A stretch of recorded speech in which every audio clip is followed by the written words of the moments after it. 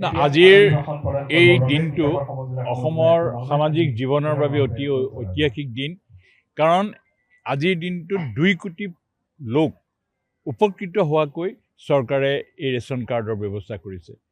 এই ration card প্ৰকৃত লোকক এবাৰ দিয়াৰ ব্যৱস্থা কৰা হৈছে।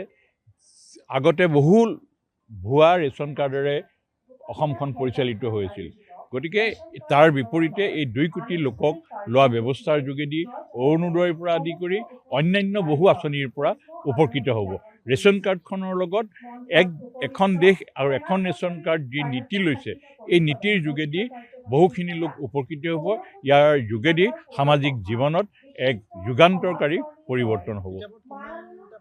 তিতাবৰত এতিয়া 9,000 লোকে 9,782টা পৰিয়ালে উপকৃত হৈছে আৰু 17,361 গৰাকী পৰিয়াল উপকৃত হ'ব।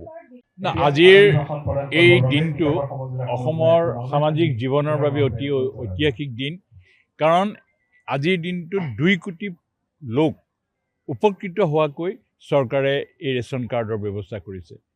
এই ৰেচন কাৰ্ড প্ৰকৃত লোকক এবাৰ দিয়াৰ ব্যৱস্থা কৰা হৈছে। আগতে বহু ভুৱা ৰেচন কাৰ্ডেৰে অসমখন পৰিচালিত হৈছিল। গতিকে তাৰ বিপৰীতে এই 2 কোটি লোকক লোৱা ব্যৱস্থাৰ যোগেদি অৰুণোদয়ৰ পৰা আদি কৰি অন্যান্য বহু আঁচনিৰ পৰা উপকৃত হ'ব। ৰেচন কাৰ্ডখনৰ লগত এখন দেশ আৰু এখন ৰেচন কাৰ্ড যি নীতি লৈছে এই নীতিৰ যোগেদি বহুখিনি লোক উপকৃত হ'ব।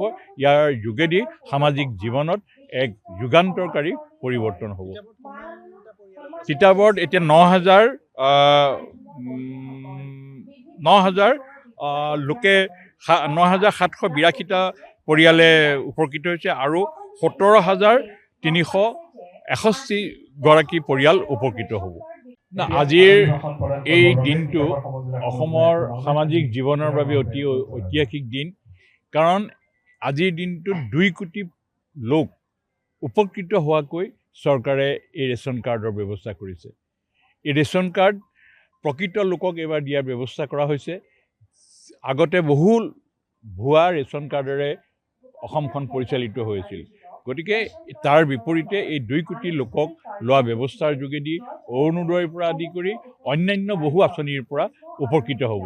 ৰেচন কাৰ্ডখনৰ লগত এখন দেশ আৰু এখন ৰেচন কাৰ্ড যি নীতি লৈছে এই নীতিৰ যোগেদি বহুখিনি লোক উপকৃত হ'ব। ইয়াৰ যোগেদি সামাজিক জীৱনত এক যুগান্তৰকাৰী পৰিৱৰ্তন হ'ব। তিতাবৰত এতিয়া 9,000